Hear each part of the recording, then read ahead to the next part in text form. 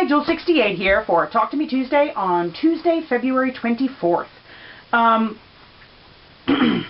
I do not have a new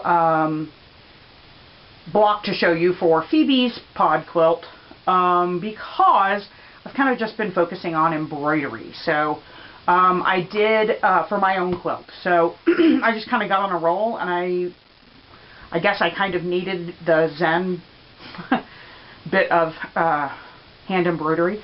I have switched to another method of transferring my titles onto my books, which is this Pellon stick and wash away I found in the Sewing Notions section of Joann's back when we were working on the Doctor Who Stitch Along, but I had never opened it up and tried it.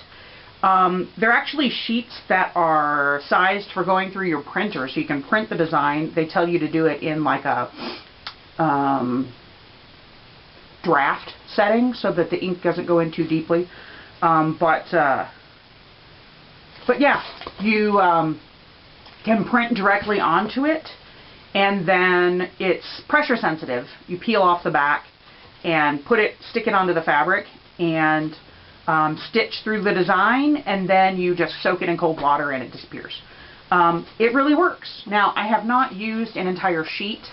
What I've been doing is, originally I tried to set up a sheet, like a template in Word for my titles so that I could just go in, but the problem is the books are all kind of sort of different widths and have different little things, you know, going across them here, to where you have different amounts of space for the books.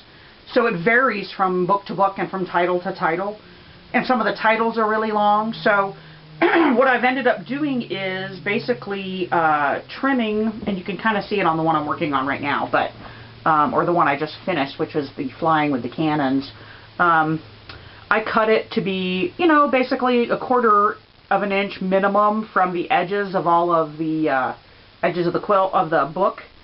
And then I just used, in some cases I'm using washable markers, like Crayola markers, in the color that I want to stitch in, unless I have a Sharpie, like a very fine tip. I have a few of those. I don't have a lot. So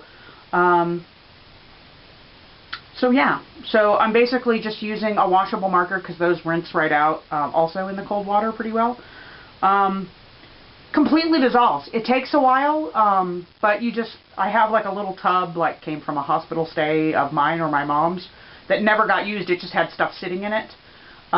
So it's just the right size for a quilt block. So I just fill it with cold water, or I put the block in it, I fill it with cold water, and I just let it sit for an hour or so, dump it out, rinse the area where the stitching is, and then I soak it again, because it usually takes a couple of soaks.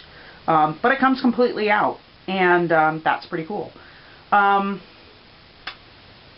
It'd be great for a bigger design to just be able to do the printing. My one complaint is basically that the price, because it's like $9.99 without a coupon or without it being on sale, and there's only 5 sheets in there.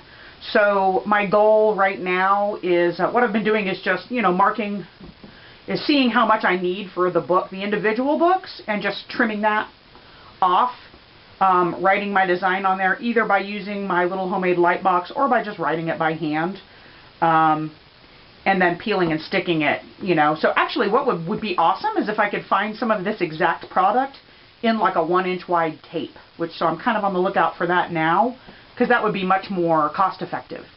I'm still on the first sheet. So, and I'm already on my second or third block. My third block using it. Second block using it. But again, it's going to disappear pretty quickly, and, you know, the price is kind of high. For this purpose, if I could find it on a roll or buy it by the yard, I'm going to look and see what Joann's has. That would be fine, since I'm just trimming it to what I need. Otherwise, I do intend to use it for my Doctor Who Stitch Along, I think, just because there's so much detail on those blocks, and they're fairly big, so I think it would be ideal for that. And I can always save the leftover bits that I don't need, like trim it down a little bit and use those for titles as well. So anyway, that's all I've been working on. So let me insert a picture of block 3 finished and block 4 finished right here.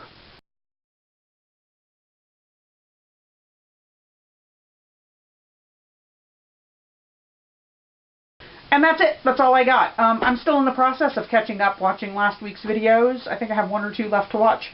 So if I haven't commented on your video, I just probably haven't gotten around to watching it yet. But, and I do that sometimes based on if I look and see if it's fairly long, I might have to skip it and come back to it later. So, yeah, I guess that's it. I'm looking forward to getting caught up and watching everybody's videos, and I will see you next week. Bye!